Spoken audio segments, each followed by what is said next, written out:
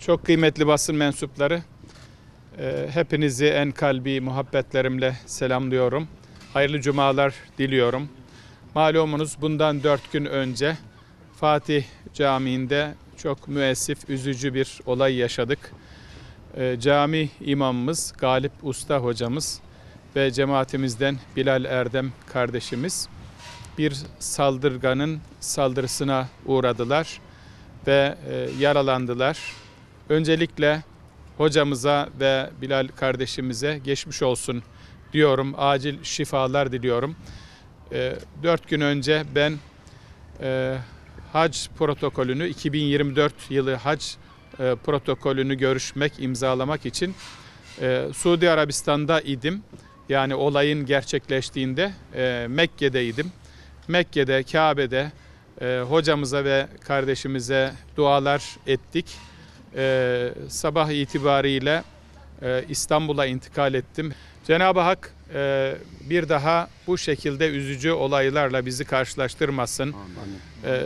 Cemaatimize her zaman birlik beraberlik tavsiyesinde bulunuyoruz. Bu tür saldırgan insanların tabii onlardan milletimizin mutlaka korunması gerekiyor. Hocalarımızın, camilerimizin. Bu arada Emniyet Müdürlüğümüze, emniyet güçlerimize teşekkür ediyorum.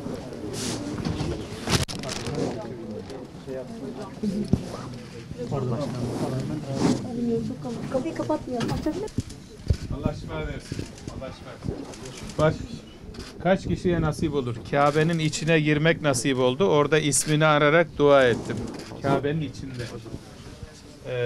Allah kabul etsin inşallah. Demek ki dualarımızın, milletimizin yaptığı duaların faydasıyla bugün hızlı bir şekilde iyileşiyorsun maşallah. Allah bir daha göstermesin. Allah beterinden korusun inşallah. Cenab-ı Hak yar yardımcın olsun. Allah bir daha bu tür müessif olayları, üzücü olayları hiçbirimize yaşatmasın inşallah. Evet, Allah doktorlarımızdan razı olsun. Bütün emeği geçen herkesten, ilk andan itibaren çok müdahaleler gayet iyi. Elhamdülillah. En kısa zamanda senin ayağa kalkıp tekrar vazifenin başında olman için dua ediyoruz.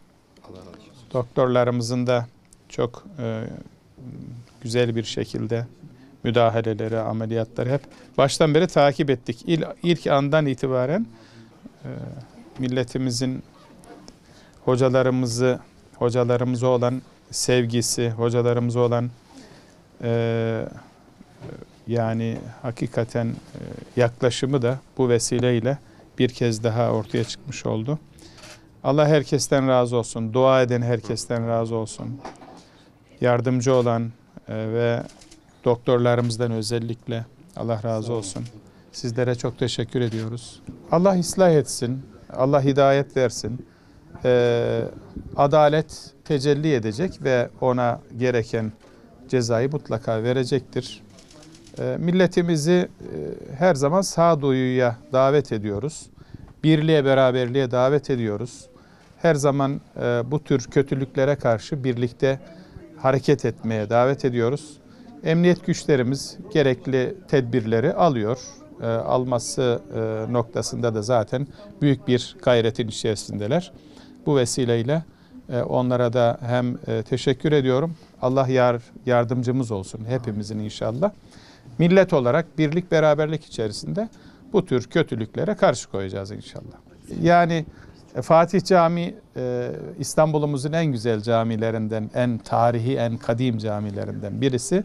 Fatih Camii'nde sadece imam olmak değil, cemaat olmak bile büyük bir şereftir. Dolayısıyla Fatih Camii'nin mihrabında, minberinde, kürsüsünde hoca olmak, görev yapmak büyük bir şereftir.